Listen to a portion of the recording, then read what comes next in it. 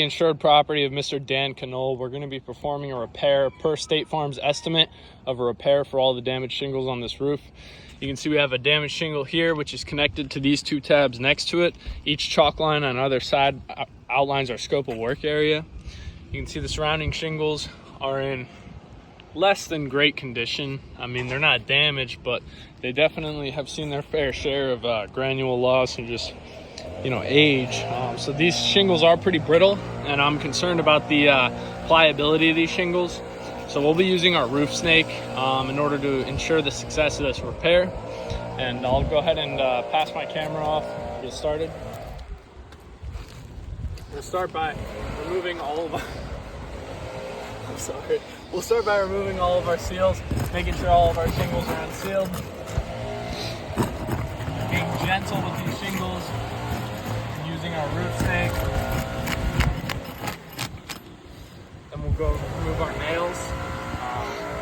Once again, only giving myself enough clearance here to be able to actually see the nail head that I'm trying to pull out.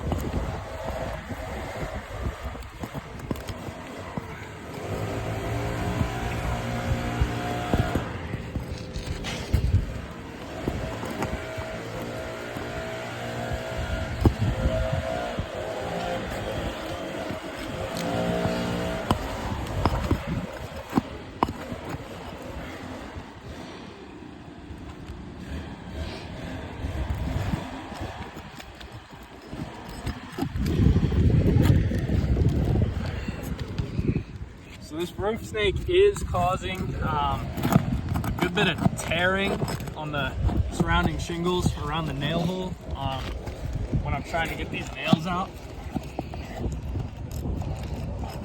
It doesn't have the best bite. There we go. That one wrong.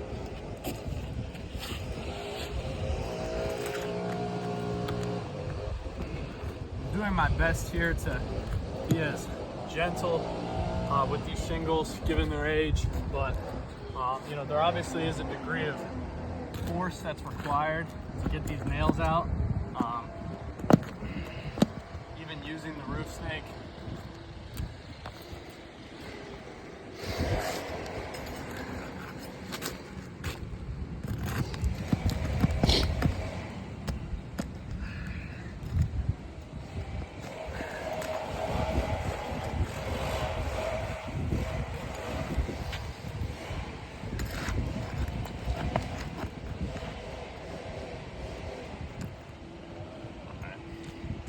Got all of our nails out. Go ahead and pull our old shingle out.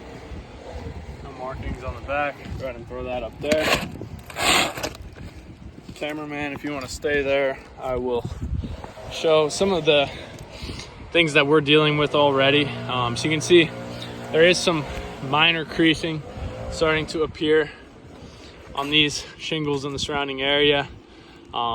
Even before hammering, which obviously is going to cause a lot of vibrations, cause a lot of those granules to fall out. The other thing I was seeing is, I don't know if you can see too well on camera, but if you see our nail hole there, there's actually a tear in the shingle surrounding that nail hole. When I was trying to get these other shingles removed, or the nails removed rather, you can see that one's torn there. It's a little, I don't want to move these shingles around too much, but you can definitely see there is a tear going across that shingle there. But we'll go ahead and we'll nail our new shingle in, finish up this repair.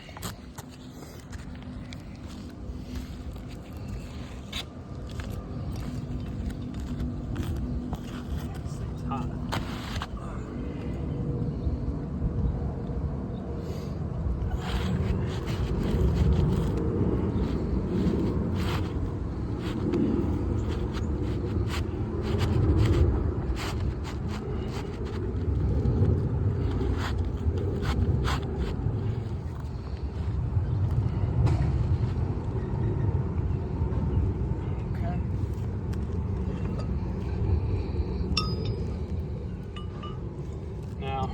Roof snake, we'll put our nail in and go ahead and re-nail this shingle.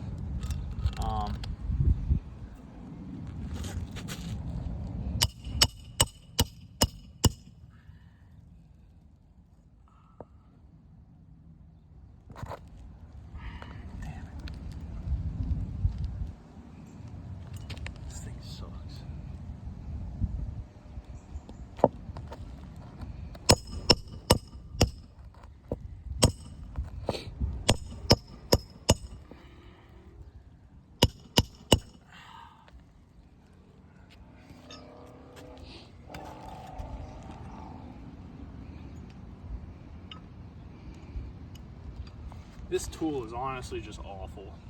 I'll be honest. On video right now. This thing is horrible. The nails keep slipping out.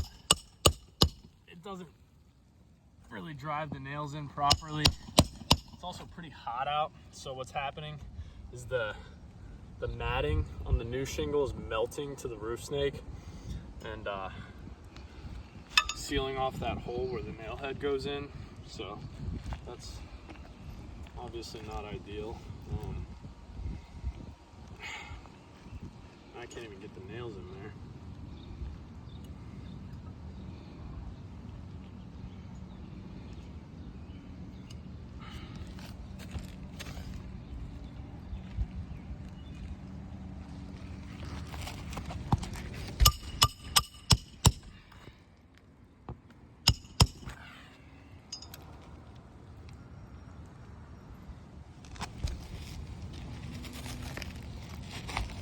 So this snake is allowing me to drive the nails in without having to lift the shingle for enough clearance to get a hammer through.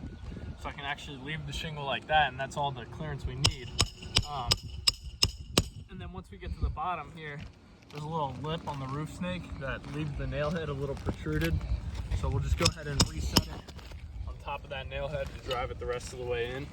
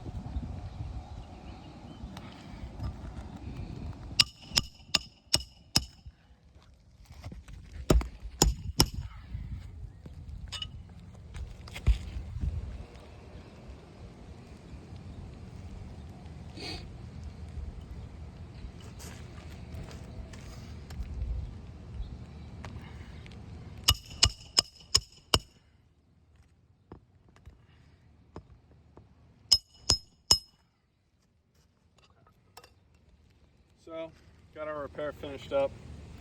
You can see that this repair clearly failed, even though we used a roof snake. In fact, the roof snake might have just caused more damage to the roof. I'm not really sure. You can see in areas, right, where we had to drive the nail here, directly above this line. When the roof snake hits the bottom of the nail head, you've got this piece of metal now that's resting directly on the shingle in order to drive the nail perpendicular, which is what every manufacturer specifies. And when you nail that roof snake to drive the nail in, it creates an impact on the shingle below it. Almost looks like large hail damage. You can see that happened on each one of these here, where the shingles have been impacted and damaged. The other thing is when that roof snake is driving the nail in, the shingle rests right about there, right up against this lip. So that's gonna cause more damage to the shingle. You can see there's bruising on the matting, and it's actually dented. I don't know if you can tell on camera here, but it is bruised and damaged and will affect the way that this shingle sheds water. Not to mention all the creasing in the surrounding area. So it's pretty conclusive to say that this roof is irreparable. No matter what equipment or tools you use to ensure the success of the repair, these shingles cannot physically be repaired. Our only option to restore Mr. Knoll's property back to pre-loss conditions is going to be with a full roof replacement. Thank you and have a nice day.